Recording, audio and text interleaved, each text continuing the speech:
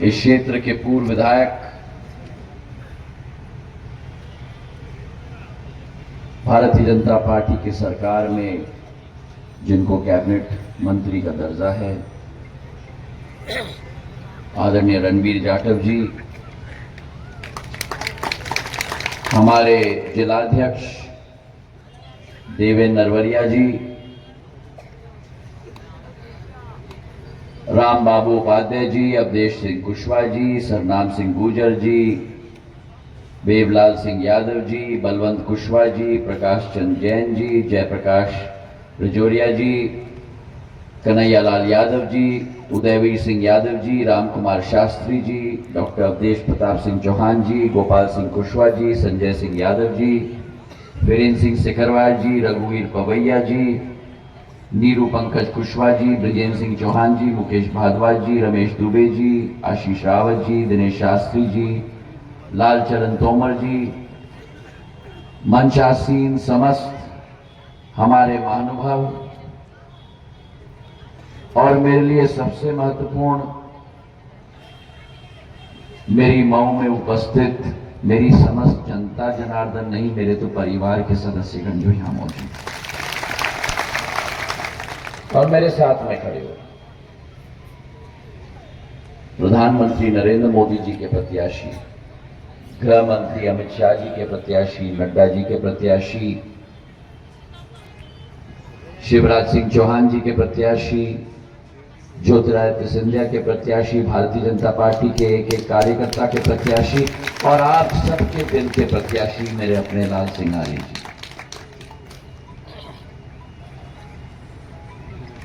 जब जब मैं मऊ आता हूं,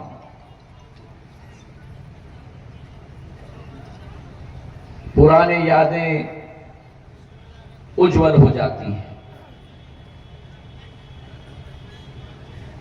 इस गोहद के साथ, इस मऊ के साथ सिंधिया परिवार का एक राजनीतिक संबंध नहीं है। जितने लोग यहां मंच पे खड़े हैं, जितने लोग मेरे सामने मेरे परिजन खड़े हैं, हमारा और आपका अगर कोई संबंध है तो एक विकास का संबंध है, प्रगति का संबंध है और परिवार का संबंध है मेरे भाइयों और बहनों। पीढ़ी भर पीढ़ी ये संबंध हम दोनों ने निभाया है और आज जब इस गोहद की माटी में, मऊ में मैं खड़ा हूं, एक सोच विचारधारा मेरे मन में केवल है,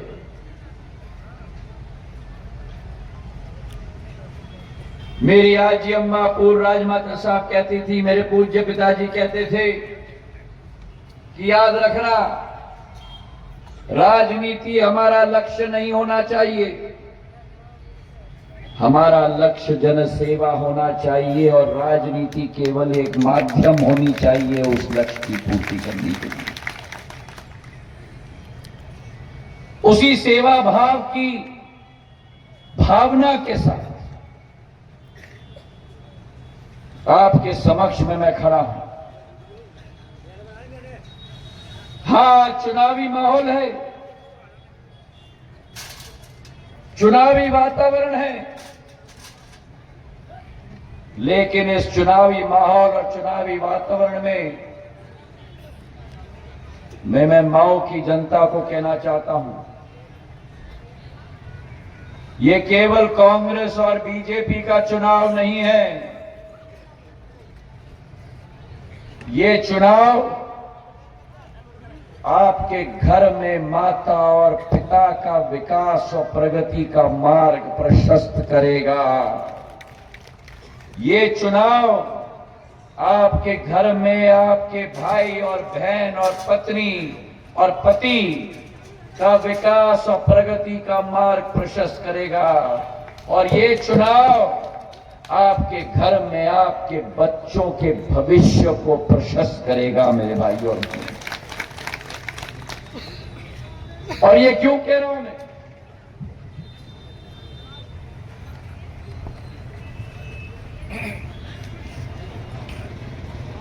(2003) का मध्य प्रदेश याद है, इस गोहद में, इस मऊ में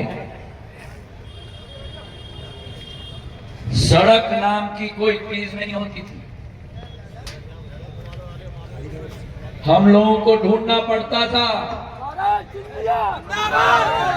हम लोगों को ढूंढना पड़ता था कि सड़क कहां खत्म होता है और गड्ढा कहां शुरू होता है। और अगर मुझे गोहद से लाहर जाना हो या मैगांव जाना हो, रास्ते में हम लोगों को ढूंढना पड़ता था कि गड्ढा कहां खत्म होता है और सड़क कहां शुरू होती है। गाड़ियों की एक्सल टूट जाती थी, पंक्चर हो जाता था। और अगर ग्वालियर जाना हो, इंदौर जाना हो या भोपाल जाना हो तो घंटे नहीं दिन लग जाते थे। याद है कि नहीं? और गांव की भाषा में हम कहते थे कि भैया अगर सड़क नहीं दिख रहा है तो पगडंडी पकड़ ले। महाराज सिंधिया, महाराज सिंधिया, ये माइक वाला कृपा करके बंद कर ले भैया। सही है कि नहीं बताओ?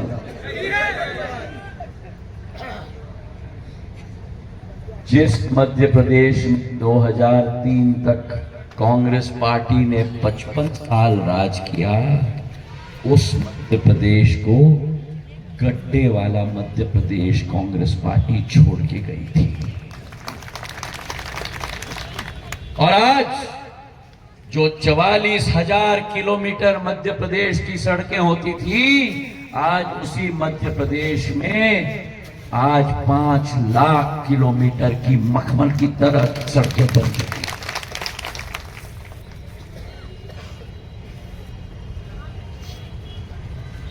गांव गांव में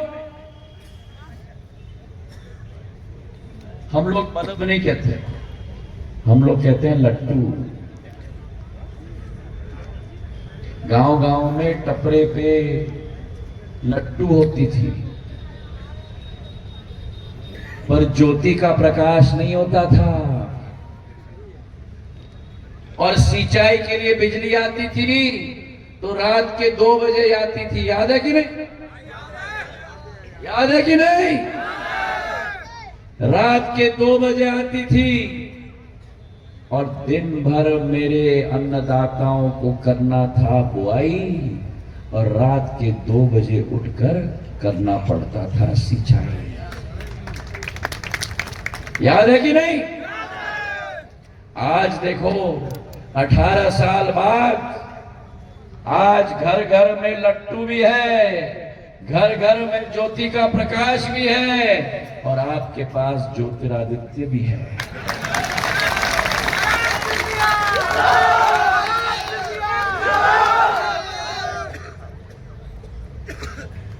और ये याद दिलाना जरूरी है, ये इसलिए याद दिलाना जरूरी है क्योंकि 2003 की जो स्थिति थी, 20 साल पहले आज मेरे मध्य प्रदेश के 1/3 मतदाता, उस समय में उनका जन्म भी नहीं हुआ था।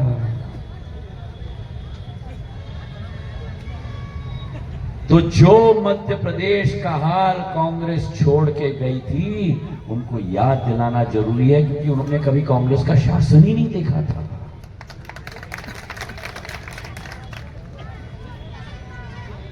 और इसलिए मेरे भाई और बहनों, जिस भारतीय जनता पार्टी और जिस कमल के फूल ने आपके और मेरे मध्य प्रदेश को बीमारू राज्य से उठाकर बेमिसाल राज्य बनाया है, उसके मार्ग को आपको हमें मिलकर प्रशस्त करना होगा मेरे भाइयों।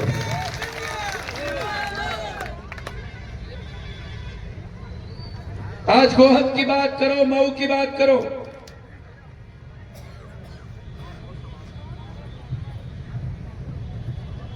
2018 में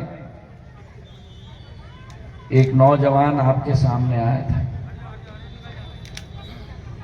रणबीर जाटव के रूप में।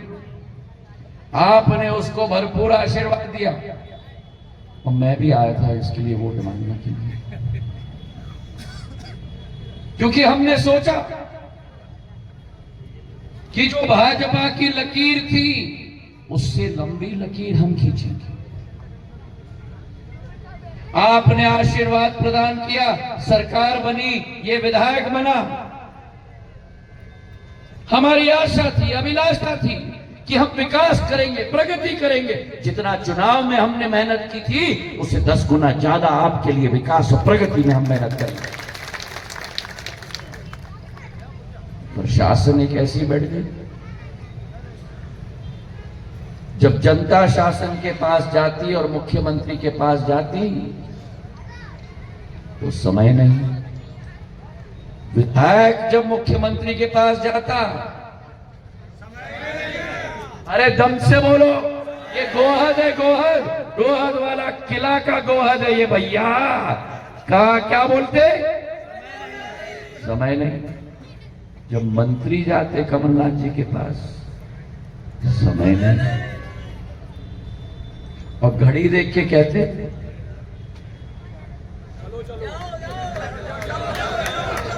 चलो चलो।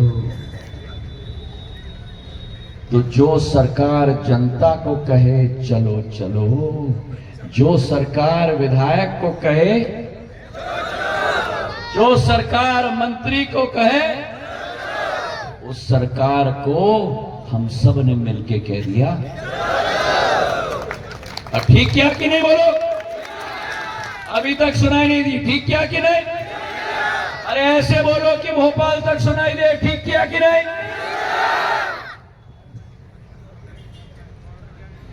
और आज क्या हाल है? यहां तो सब पूरा मंच एक है।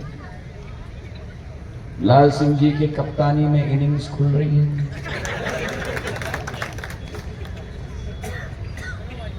वहां क्या हो रहा है? वहां एक पूर्व मुख्यमंत्री ऐसे ही मंच से दूसरे पूर्व मुख्यमंत्री को कह रहे हैं, सुन लो आप, मैंने अपनी पावर अटर्नी दे दी है। जनता मुझे जितना गाली देना चाहे, कार्यकर्ता मुझे जितना गाली देना चाहे, सारी की सारी गाली दिग्विजय सिंह को देगी। ये कभी आपने देखा है? एक पूर्व मुख्यमंत्री दूसरे पूर्व मुख्यमंत्री को कहे कि सारी गालियां, जितनी भी गालियां मेरी जिंदगी में कोई देना चाहता है सब आप। और उसके बाद टिकट वितरण होता है, बंदर बाट होता है। तो जब एक टिकटार्थी के सारे समर्थक आ जाते हैं उनसे मिलने के लिए, वो कहते हैं हाँ भैया ये टिकट तो गलत है, मैं तुम्हारे साथ सहमत हूं। अच्छा एक काम करना, जाके दिग्विजय सिंह जी के कपड़े फाड़ देना। अब आप मुझे बताओ कि दो पूर्व मुख्यमंत्रियों का ये हाल अगर विपक्ष में बैठकर हो रहा है तो भगवान ना करे, पर अगर ये दोनों सरकार में आ जाएं तो मेरी 9 करोड़ मध्य प्रदेश की जनता का क्या हाल कर देंगे। सही है कि नहीं? अरे पीछे से बोलो, सही है कि नहीं? और जहां एक तरफ मऊ में जो विकास और प्रगति हमने लाई, कभी किसी ने कल्पना नहीं की थी कि रतनगढ़ मैया की योजना, मेरे साथ बोलो, रतनगढ़ मैया की, रतनगढ़ मैया की, रतनगढ़ मैया की, जागा वाले हनुमान जी की, जागा वाले हनुमान जी की, जागा वाले हनुमान जी की। किसी ने सोचा था कि मां रतनगढ़ की बृहद सिंचाई योजना कभी भी स्वीकृत होगी? स्वीकृत कब हुई? स्वीकृत तभी हुई जब हमने सरकार बदली और शिवराज सिंह चौहान जी ने उपचुनाव में आकर गोहद के लिए, मैगांव के लिए, डबरा के लिए 3000 करोड़ रुपए की सिंचाई की योजना स्वीकृत होनी चाहिए थी कि नहीं स्वीकृत? जहां एक तरफ सिंचाई की योजना स्वीकृत हुई, अभी लाल सिंह जी कह रहे थे मऊ एक टप्पा था, आज एक तहसील बन चुका है। हमारे अस्पताल का विस्तारीकरण हुआ है, एक एक क्षेत्र में विकास और प्रगति हुई है। हमारे बैसली नदी पर पुल बन चुका है। हमारे 91 ग्राम कुल मिलाकर इस योजना से प्रभावित होंगे। तो जहां एक तरफ आपने विकास और प्रगति देखी, वहीं दूसरे तरफ आपने 3C की सरकार देखी 2018 में। कट की सरकार, कमीशन की सरकार और करप्शन की सरकार। भ्रष्टाचार व्यापक। कोई उद्योग कमलनाथ जी ने शुरू किया, लेकिन एक उद्योग जरूर शुरू किया, उस उद्योग का नाम ट्रांसफर उद्योग शुरू कर दिया। और जहां तक मेरे अन्नदाताओं की बात, एक एक मंच से ऐलान किया था कि कांग्रेस का कहना साफ, हर किसान का 2 लाख का माफ किया। एक किसान का कर्जा माफ नहीं किया, लेकिन पार्टी के अध्यक्ष ने ऐसे ही मंच से कहा था अगर 10 दिन में कर्जा माफ नहीं होगा तो मुख्यमंत्री हम बदल देंगे। एक किसान का कर्जा माफ नहीं हुआ, लेकिन 26 लाख फर्जी प्रमाण पत्र बांटे गए किसानों के हाथों में, लेकिन सहकारिता बैंक में एक किसान का भी कर्जा माफ नहीं हुआ। अगर माफ हुआ तो जब सरकार बदली तब शिवराज सिंह चौहान ने मुख्यमंत्री ब्याज माफी योजना के तहत 12 लाख किसानों का 2500 करोड़ रुपए का कर्जा माफ करवाया। अब बोलो मुझे, सरकार बदलना चाहिए था कि नहीं? अभी मुझे सुनाई नहीं दिया, बदलना चाहिए था कि नहीं?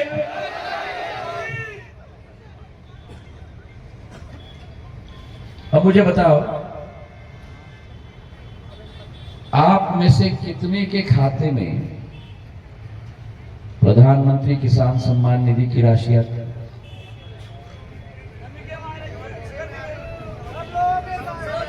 अभी अभी अरे इतना जल्दी हाथ डालोगे, नीचे डालोगे तो याद कैसे रहेगा? अभी तो ऊपर आते हैं। और 2020, अरे उठाए रखो भैया, हाँ थोड़ा देर तो मेरे लिए उठा सकते हो। 2020 में जब सरकार बदली तो 6000 के बदले में आज कितना मिलता है?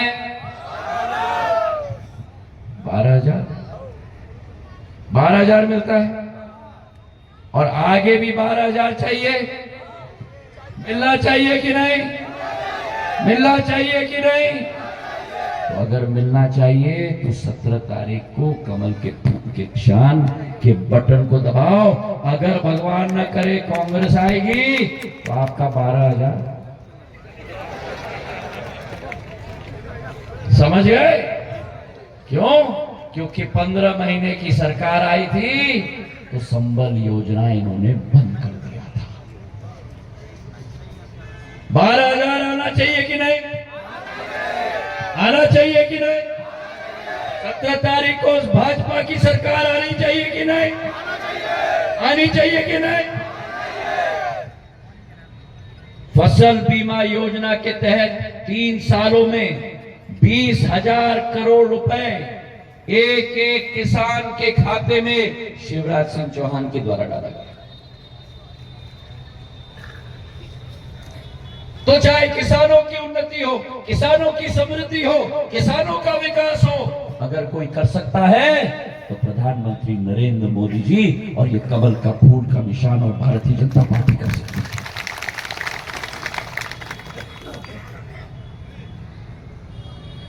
अगर हम अपनी महिलाओं की बात करें, हमारे ग्रंथों में लिखा गया है, यत्र नारायस्तु भुजन्ते तत्र रमन्ते देवता। अर्थात जहां नारियों का सम्मान होता है वहीं देवता। हमारे मध्य प्रदेश में 2003 के पहले बलात्कारियों का प्रदेश था, भ्रूण हत्या होती थी।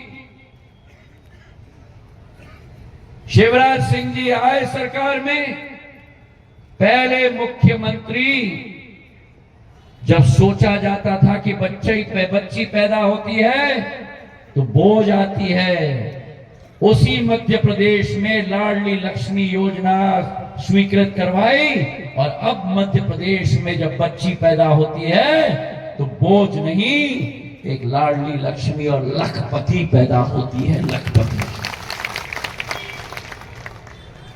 और जब मेरी बच्ची स्कूल जाने की उम्र की हो जाती है और अगर स्कूल में अच्छे अंक लेके आती है तो मध्य प्रदेश शासन की सरकार, कमल के फूल वाली सरकार, उस बच्ची के साथ खड़े हो जाती है। अरे बोलो जोर से। स्कूटी मिलती है।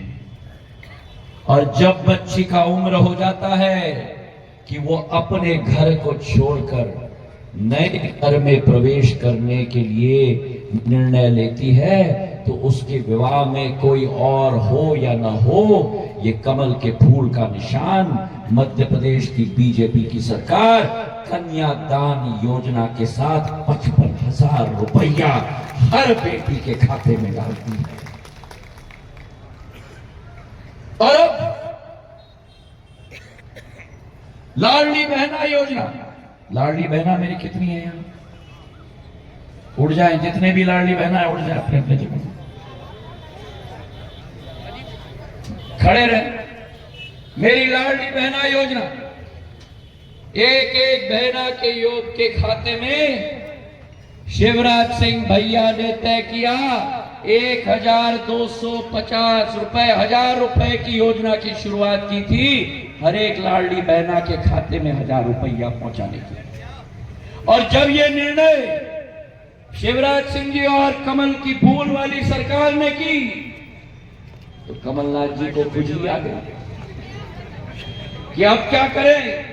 तो कमलनाथ जी ने कहा कि तुम्हारा 1,000 तो मेरा 1,500, और जब कमलनाथ जी ने कहा कि तुम्हारा 1,000 तो मेरा 1,500, एक थी घोषणा, दूसरी थी खाते में पैसे पहुंच रही थी।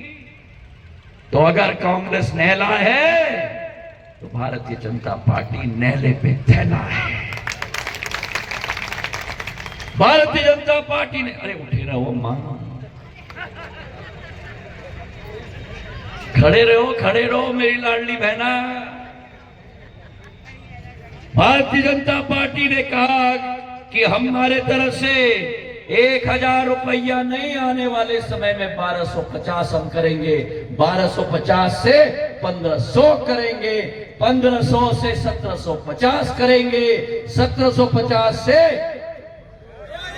2,000 करेंगे, 2,000 से 250 करेंगे, 250 से, अरे जोर से कितना, 2,500 करेंगे, 2,500 से 2,750 करेंगे और 2,750 से 3,000 करेंगे। और आज मैं पूछना चाहता हूं, अम्मा आपके खाते में 1,250 रुपया हर महीना, मतलब 15,000 रुपया प्रति साल। मेरे किसानों के खातों में 12,000 रुपया प्रति साल, आपके खाते में 15,000 रुपया प्रति साल आ रहा है। आना चाहिए कि नहीं? अरे आप अम्मा कब से बन गए? मैं तो अम्मा से पूछ रहा था। मुझे लगता है इनको भी लाडली बहना बनना है। आना चाहिए कि नहीं? आना चाहिए कि नहीं? अरे जोर से बोलो, आना चाहिए कि नहीं? आना चाहिए ना? अभी भी आना चाहिए, आगे भी आना चाहिए। तो सुन लो अम्मा, अगर कांग्रेस की सरकार आई, अगर कांग्रेस की सरकार आई तो आपकी लाडली बहना योजना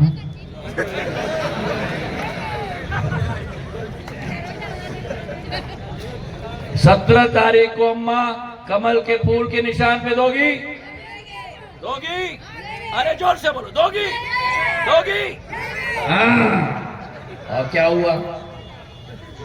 इधर आओ, एक अम्मा मेरे पास आ जाओ भाई, एक आगे आ जाओ। भैया बैठ जाओ। लाडली बहन,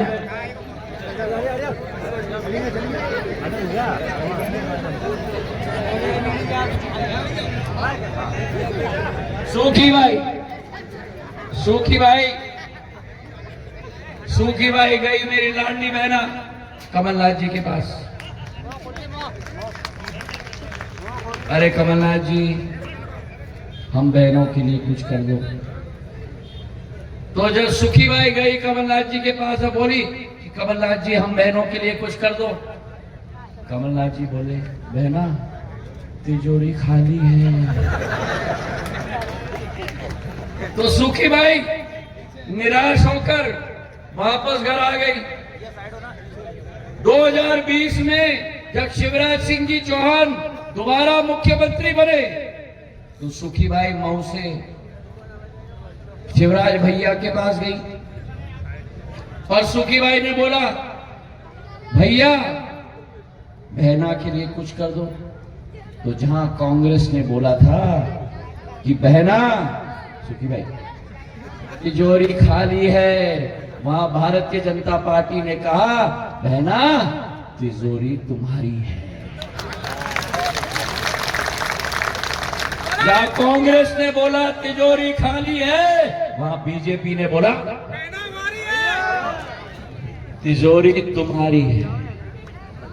तो एक तरफ मेरे भाई और बहनों, आओ सुखी भाई, एक तरफ आपके पास है शून्य की सरकार, एक तरफ आपके पास है शून्य की सरकार, कांग्रेस की शून्य की सरकार, और दूसरे तरफ आपके पास प्रधानमंत्री नरेंद्र मोदी जी और भारतीय जनता पार्टी और शिवराज सिंह जी की पुण्य की सरकार। एक तरफ शून्य की सरकार और दूसरे तरफ, अरे दम से बोलो, एक तरफ शून्य की सरकार, दूसरे तरफ पुण्य की सरकार। ये कांग्रेसी लोग, इनको आपके सुख और दुख से कुछ न लेना है न देना है। जब मुरैना में बाढ़ आई, जब श्योपुर में बाढ़ आई, जब भिंड के अटेर में बाढ़ आई, एक कांग्रेसी नहीं दिखा। अगर कोई दिखा तो कमल के फूल के निशान वाला दिखा। अगर कोई दिखा तो ज्योतिरादित्य सिंधिया के बीच में दिखा। जब गोहद में यहां सूखा आया था, उस सूखे के समय में अगर कोई दिखा तो भारतीय जनता पार्टी का कमल का फूल का निशान का कार्यकर्ता दिखा। कोरोना काल आया, भयंकर कोरोना काल।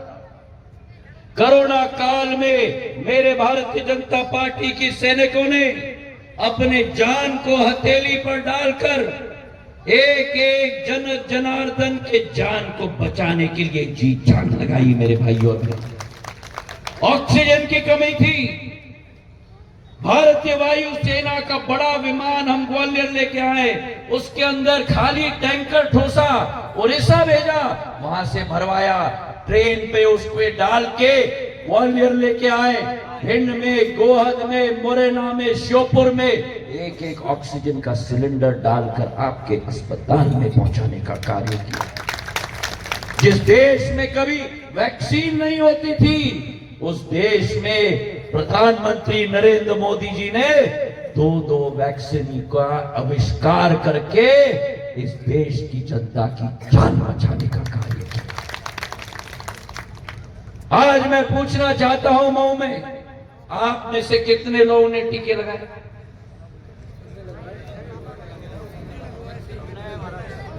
आपने नहीं लगाया दादा? दादा आपने नहीं लगाया? लगाया कि नहीं? तो हाथ उठाओ अगर लगाया। हाँ, और मुझे बताओ कितने पैसे लगे? कितने पैसे लगे? 220 करोड़ टीके इस देश में मुफ्त लगाने का काम अगर किसी ने किया तो प्रधानमंत्री नरेंद्र मोदी ने किया। और कांग्रेस क्या कहती थी? अरे मत लगाना, मत लगाना, ये बीजेपी का टीका है। याद है ना? याद है कि नहीं? और वही कांग्रेस के नेता रात के अंधेरे में, इनका काम सब रात के अंधेरे में होता है, रात के अंधेरे में अस्पताल के पीछे के दरवाजे से घुसे और डॉक्टर को बोला, डॉक्टर साहब जरा लगा देना।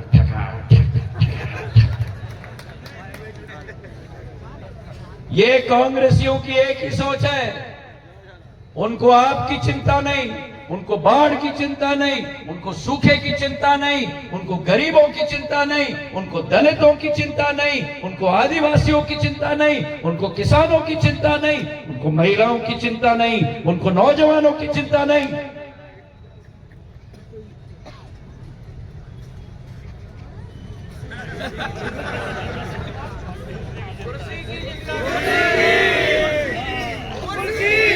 किसकी चिंता?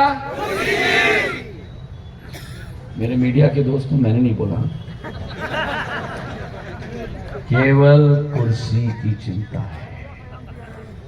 और जब ये कुर्सी दिख जाए ना, तब वो जोड़ी, समझ गए ना?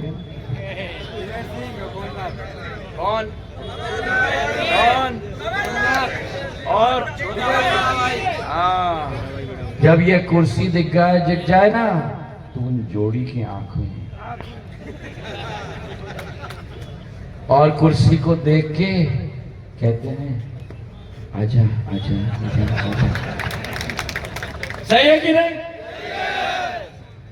उनका किस्सा है कुर्सी का, भारतीय जनता पार्टी का किस्सा है भारत माता की सेवा का।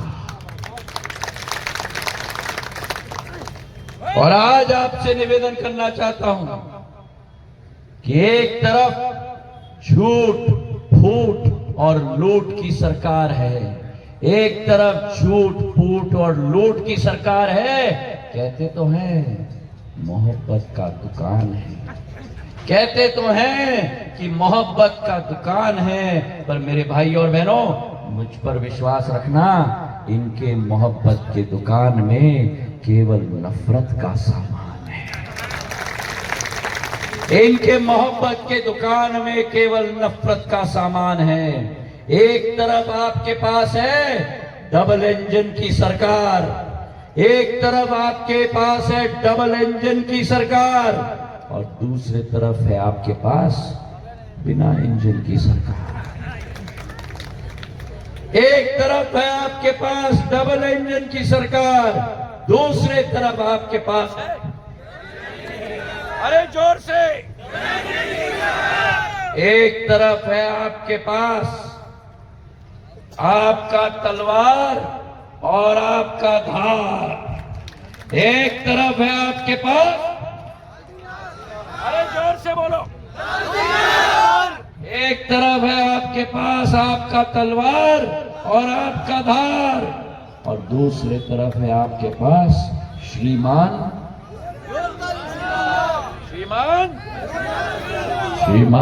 बंटाधार। तो ये चुनाव हमारे असूलों का चुनाव है, ये चुनाव हमारे सिद्धांतों का चुनाव है। जिस प्रधानमंत्री ने मां भारती का झंडा देश के अंदर गाड़ दिया। जिस प्रधानमंत्री ने मां भारती का मां तिरंगे के झंडे को G20 की अध्यक्षता करते हुए पूरे विश्व के नेताओं को इस माटी में लाकर नतमस्तक कराया, मां भारती के झंडे को विश्व पटल पर गाड़ दिया। और जिस प्रधानमंत्री ने मां भारती के तिरंगे को चांद पर भी गाड़ दिया, उस प्रधानमंत्री के हाथ को मजबूत करोगे? 17 तारीख को अपना मत कमल के फूल के निशान पर डालोगे? हमारे लाल सिंह आर्य जी को पूर्ण बहुमत के साथ जिताओगे? ज्योतिरादित्य सिंधिया के ऊपर विश्वास करोगे? विकास और प्रगति के द्वार को सदैव के लिए खोल के रखोगे? तो मेरे साथ मिलकर 17 तारीख को मतदान केंद्र में जाकर कमल के फूल वाला बटन ठका ठक ठका ठका ठका ठका ठका इतने जोर से दबाना कि कांग्रेसियों की आंखें ऐसे रह जाएं और इनकी बोरी बिस्तर बांधकर ताला लगाकर चाबी चंबल के नदी में फेंक देना। मेरे भाइयों बहनों, हाथ उठाकर आश्वासन दो, मुट्ठी बांधो और बोलो मेरे साथ, भारत माता की, भारत माता की, भारत माता